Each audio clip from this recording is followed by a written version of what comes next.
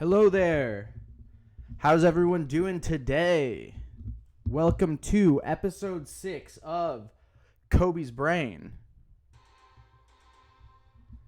It's been a couple weeks, so I apologize to my loyal fan base for the kind of disruption. I've been traveling, but we're getting right back to it with all the Coby's Brain content you could possibly want.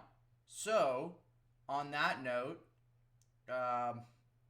let's start episode 6. Let's get it started. Oh wait, no, sorry. We need clap. Clap. All right. So we're going to get started with Shrek 2, which was a movie I watched pretty recently. I am a huge fan of Shrek. I think most people who have seen the Shrek movies are probably big fans of Shrek. So when I had the opportunity to see Shrek, that sequel to Shrek, which I'd seen obviously many years ago, I was super excited. It had been a while since I'd seen the movie, and I have to say, I was not at all disappointed with Shrek 2. Shrek 1, one of my favorite movies, incredible movie. Shrek 2, very different movie, but just about as good as Shrek 1, which is one of my favorite movies. Basically, Shrek 2, continues the world of this kind of world where fairy tales are just a part. It's a medieval fairy tale world, right? With ogres and fairies and a lot of characters from really famous fairy tale stories. And basically, Shrek and Fiona are in love, and it builds off of the first one, and the action is kind of centered on Shrek going and meeting Fiona's parents. And he has to somehow, as an ogre, impress a king and a queen, a human king and queen who, typically aren't super fond of ogres. So they are the king and queen of Far, Far Away, which is basically like Hollywood in Shrek world. And basically, long story short, Fairy Godmother wants her son, Prince Charming, to be the king of Far, Far Away, and Fiona's dad doesn't like Shrek, and so basically Shrek has to figure out how to ensure that he does provide Fiona a princess with her happily ever after. He ends up stealing some of Fairy Godmother's happily ever after potion, and him and Donkey end up looking beautiful. Also, they meet Puss in Boots along the way, who's an epic character. Absolutely a phenomenal addition to the Shrek franchise. Shout out Puss in Boots. And basically, like, long story short, it all kind of ends up happily. Turns out that Fiona's dad wasn't exactly who we thought he was the whole time, and everyone in the story kind of learns not to judge a book by its cover. And so I think that was the lesson of the first Shrek, and I think that's really well articulated in the second Shrek as well. Additionally, the pop culture references, with the film being in a medieval version of Hollywood, hilarious, and Donkey is a horse, adorable, Puss in Boots, great. I could go on all episode about how great Shrek 2 is. And as a result of that, we at Coby's Brain gave Shrek 2 an 8.8. An amazing review. That's the number that we gave Shrek 1. So, way to go, Shrek 2. Also, very sad, Kelly Asbury, who was one of the co-directors of Shrek, recently passed away. So, shout out to Kelly. You know, you will be missed. This movie was an absolute banger. All right. In the spirit of watching Shrek films, I also recently watched Shrek the Third. So, Shrek the Third takes place, kind of starts out in Far, Far Away, following the events of Shrek 2. However, you know, this movie did not quite live up to Shrek 1 and Shrek 2. It was, you know, usually, oftentimes, profitable movies will have a sequel that they just kind of make just because they know it'll make money. Shrek 2 was not that. Shrek 2 was amazing. Shrek the Third may have just been that. Essentially, this movie is Shrek and Fiona are still living in Far, Far Away, but Shrek doesn't want to be king, even after the king dies, so he has to go and retrieve Fiona's cousin, King Arthur, who is in high school. And there's a lot going on in this movie, you know. There's also Shrek being nervous to be a father because Fiona's pregnant, Prince Charming trying to be king, along with and also have an acting career, along with all of the villains who never got their happily ever after trying to get it, and then Fiona and the other princesses trying to be empowered and defeat the villains on their own.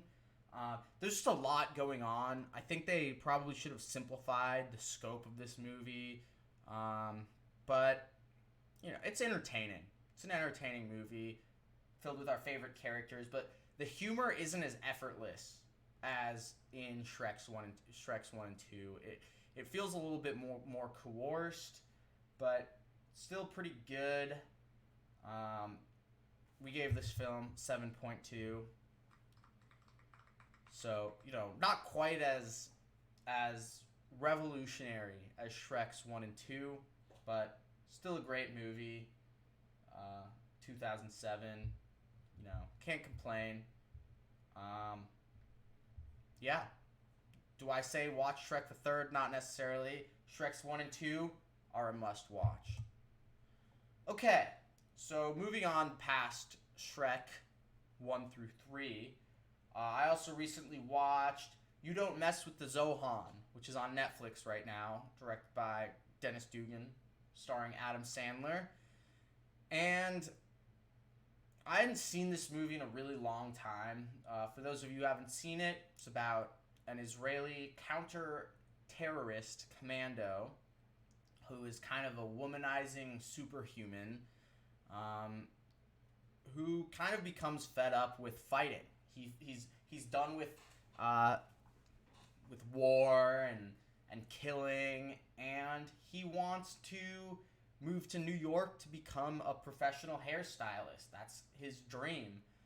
And a lot happens in this movie. If you thought Shrek was complicated, this one is probably even more complicated.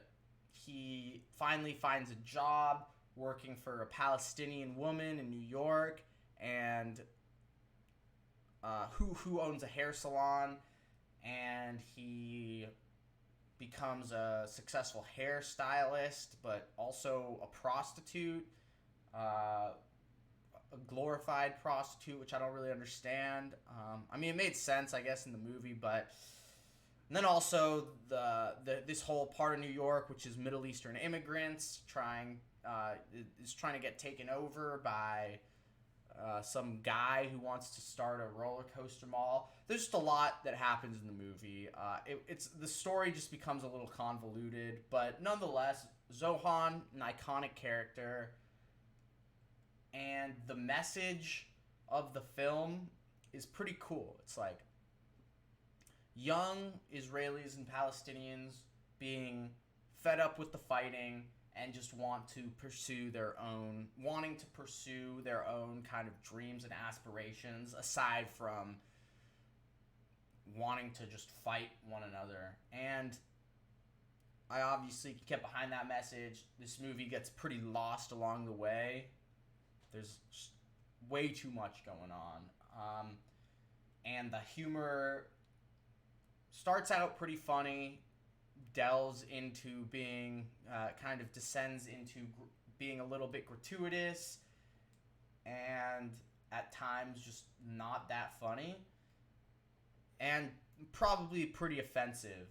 Definitely takes on a very Israeli-centric approach to the conflict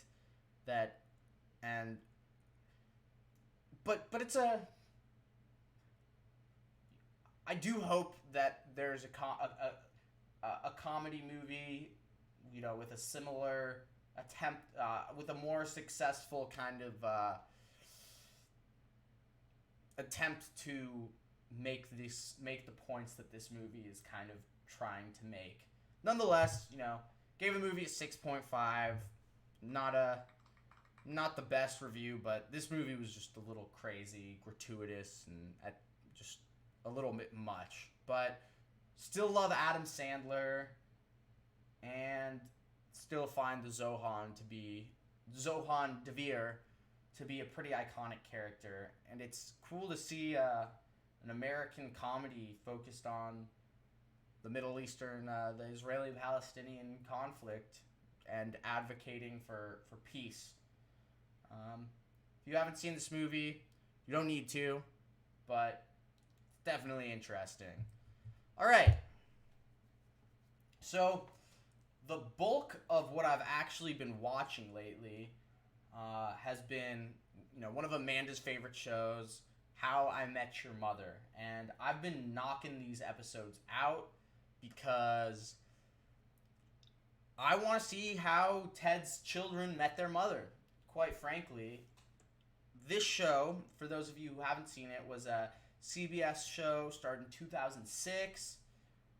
Very funny, a comedy about a group of 5 friends in New York City who... Where to begin? It's based upon the premise, the main character, Ted, who actually isn't in any of these pictures, telling his children the story of how he met their mother. And Ted is a bit of a romantic. He really wants to find his wife. He really wants to meet the woman of his dreams. But, it's a hard task to do in New York City. And so he's trying, but he's not finding that person. And his best friends are his friends from college, Marshall and Lily, who are a very happy couple together that Ted also lives with. And then also a man named Barney, who's a complete womanizer, has no interest in ever being in a relationship, loves being single, and his other friend, Robin, who is someone who he's on and off with, basically, I guess is how I would put that. But in a lot of the show is basically about a lot of the kind of moral dilemmas that people face in their 20s, and how to approach those very important years of life. And it's a pretty good show. I honestly feel like watching it, I get some good insights on how to live life. You have Marshall, who's kind of the angel on Ted's shoulders, and Barney, who's kind of the devil on Ted's shoulders. depending on the episode, and it's just the friend group is a really interesting dynamic, and I've been pretty much obsessively watching it because I want to figure out how Ted's kids meet their mother. I want to know. And so I'll probably continue to obsessively watch this show for a while. It's definitely funny and enjoyable and relaxing. The show's great. Gave it an 8.4. Great review for a show. I read that future seasons are a little bit less critically acclaimed, but this season, amazing. Neil Patrick Harris, hilarious. Jason Segel, hilarious. Coby Smulders, hilarious. And Lily's character, also hilarious. Ted is also great. It's just great cast. If you haven't seen this show, I would give it a chance. I always got How I Met Your Mother and Two and a Half Men confused. Very different shows. A lot. However, this show probably wouldn't fly today. Barney, who is Neil Patrick Harris's character, is not does not do particularly politically correct things in his day-to-day experiences, and his approach to life and relationships is pretty deplorable. So it is a good show, though. Pretty funny. Definitely recommend. All right. Next up, I also watched Curb Your Enthusiasm, the season 7. Kind of working my way through that show.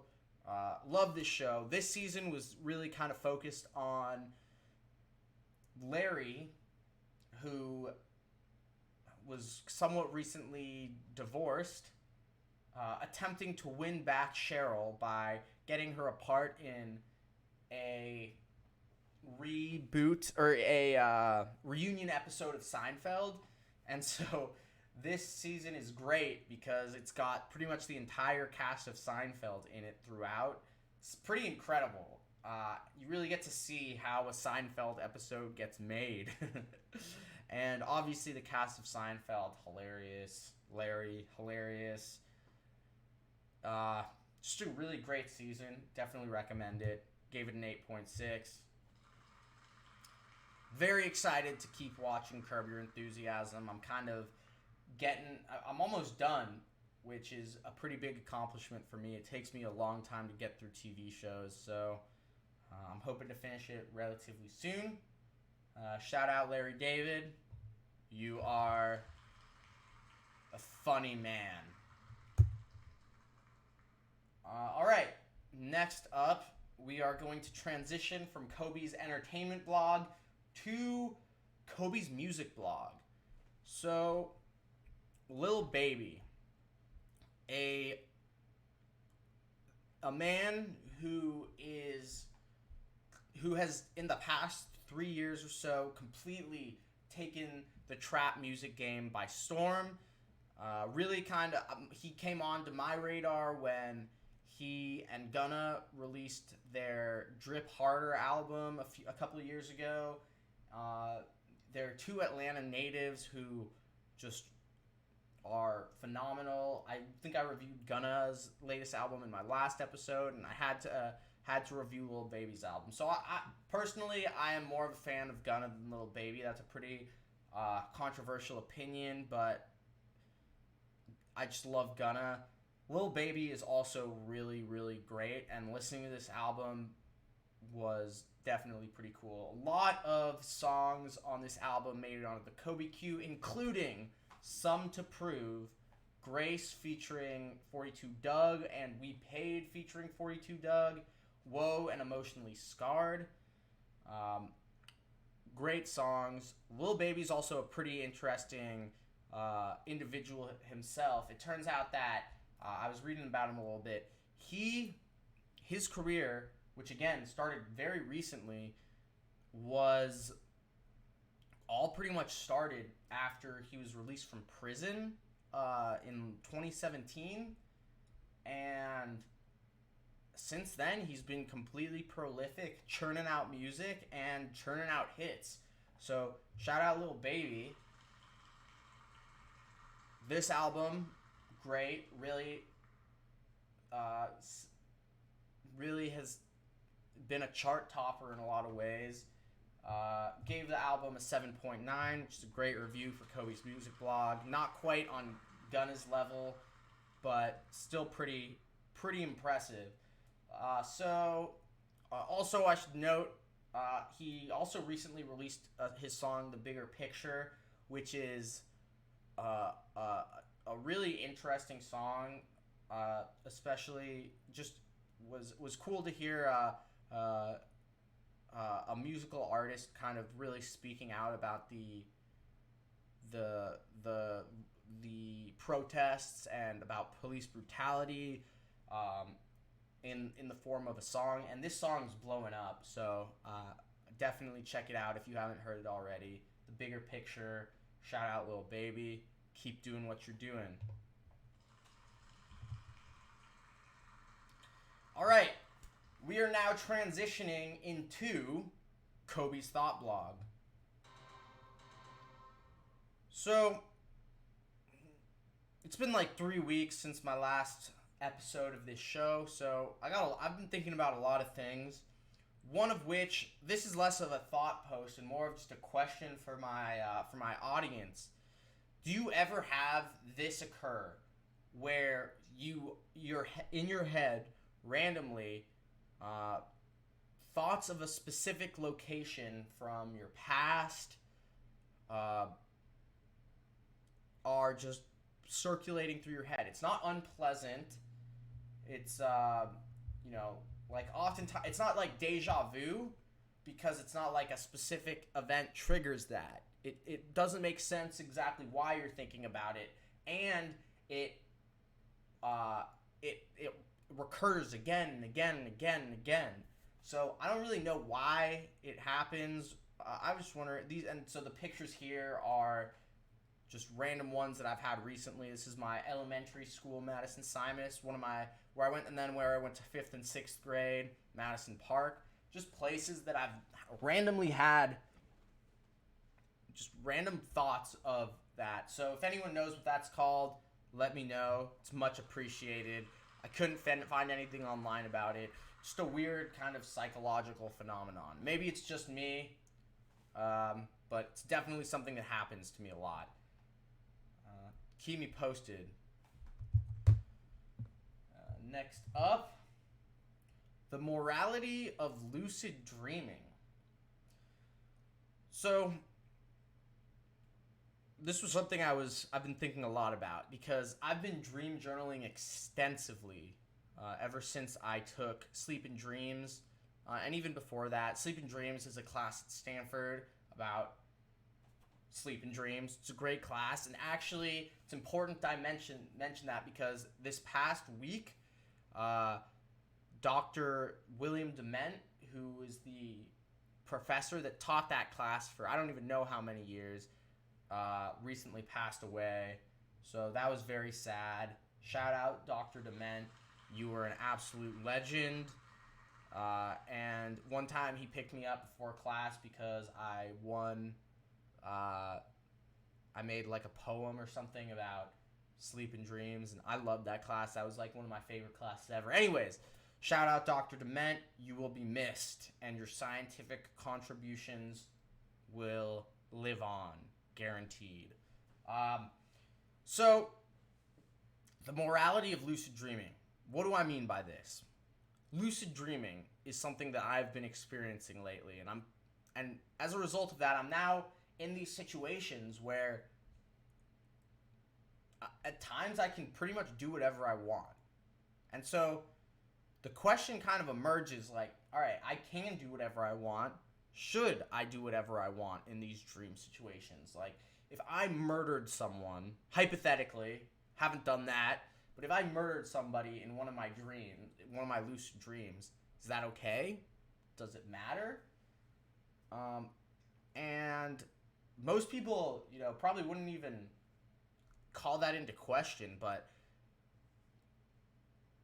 and maybe I shouldn't even be calling it into question, but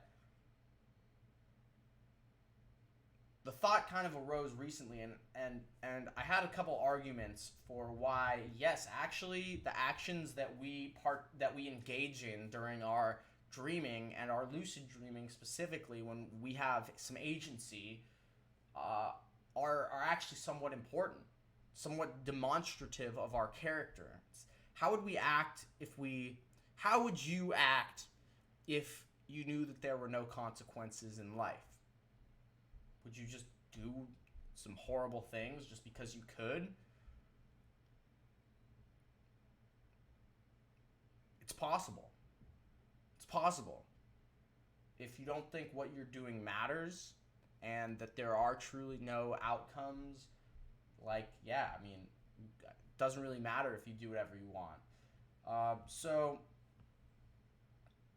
there are a few reasons why I think with lucid dreaming, it's possible that your actions do matter. One, and I stated this earlier, it is still demonstrative of kind of your character. If you are only not murdering people because of the consequences, then, and you still want to murder somebody, like if you have the opportunity to, you might not be as good of a person as you think you are. You know, you shouldn't want to murder anyone.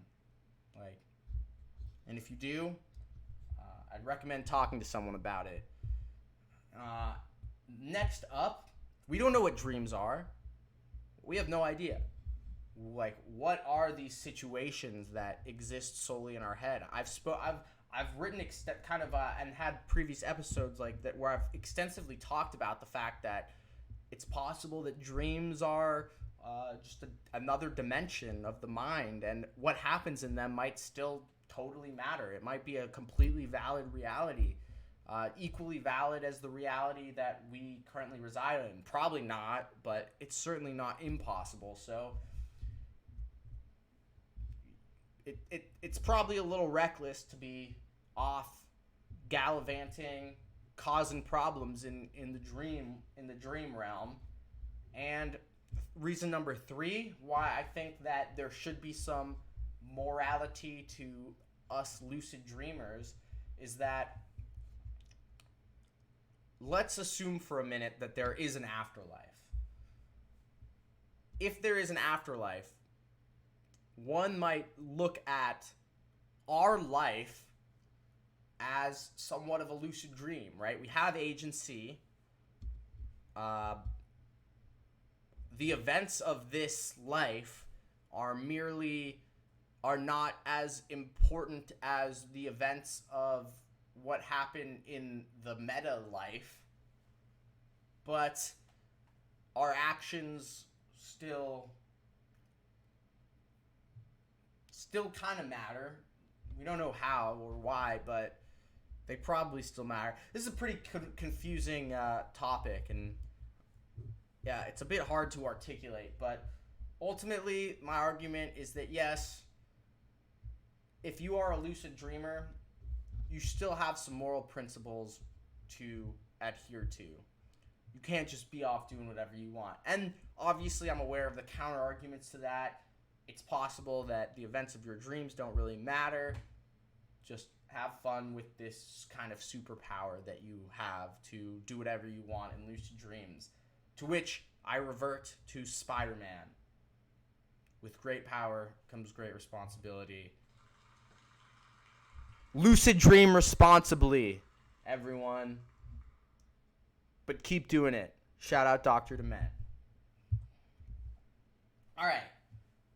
Now on to a less nebulous topic. Online education. Super relevant in the world of COVID, as all education transitions to the internet. Or so it seems. It's an important time for online education, and it's always an important time for education in general, because education, I believe, and a lot of other people believe, is how we make the world continue to be better and better and better. We give everyone access to education. We educate as many people as we possibly can. And the more educated our humanity is, the better off humanity and the world as a whole are going to be. And I think that's pretty true. I don't see super great counter arguments to that, but we look at the fact a lot of the like racial injustices that are taking place in the world today, and a lot of that can be traced back, not all of it, but a lot of it can be traced back to the fact that there are not equal educational opportunities, especially in this country.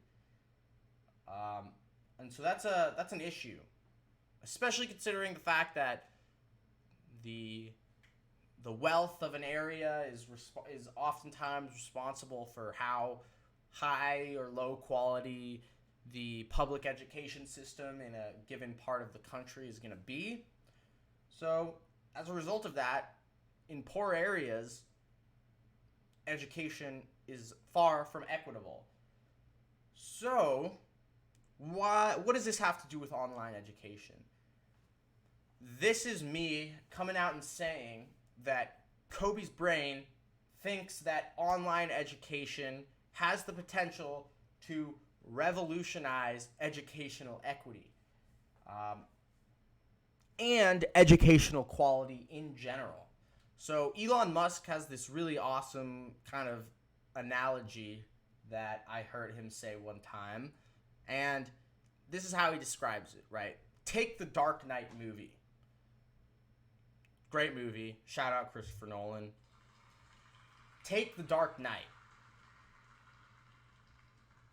Now, you want your children to see the Dark Knight and to know the story and to know about Batman and everything that you learn from watching that movie. Are you going to make it so that in every part of our country, for example, are you going to give a random group of thespians access to a stage and have them act out the Dark Knight? Or are you going with whatever resources the taxpayers have made available to them? Or are you going to say, all right, we got one of the best directors ever, Christopher Nolan. We got some amazing actors. You know, we got Heath Ledger. We've got Christian Bale.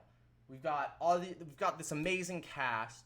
We're going to just make one movie and we're going to distribute this and have everyone see it. What's better? Obviously, the Christopher Nolan movie is better than a bunch of random thespians half-heartedly performing the show. And currently, according to Elon Musk in this example, our education system is the thespians performing, and they might not even be thespians, the random people performing the Dark Knight. And in reality, what we need is, that's our current education system, and our education system would be better if we gave everyone the Dark Knight, the movie by Christopher Nolan. And so I think that's got to be the future of education. I totally agree. I think that we have to give everyone access to the best quality instructors, and teachers should kind of take more of a tutor kind of role. They're still going to be very important, very necessary, and we just need to make sure that everyone in society has access to the technology needed to access these really high quality courses. Doing so could make education more equitable, make it of the highest quality possible by making it the most engaging, well thought out education that there possibly can be, and bridging that gap between high quality education and the Dark Knight performed by some random people in some random place. Anyways, that's what I have to say about that. More to come on online education. It's a topic that's very important to me. Thank you for watching Coby's Brain this week. It's always a pleasure to have everyone watching. Make sure to tune in on Sundays at 4. And I think that's all I got for you. See you all next week.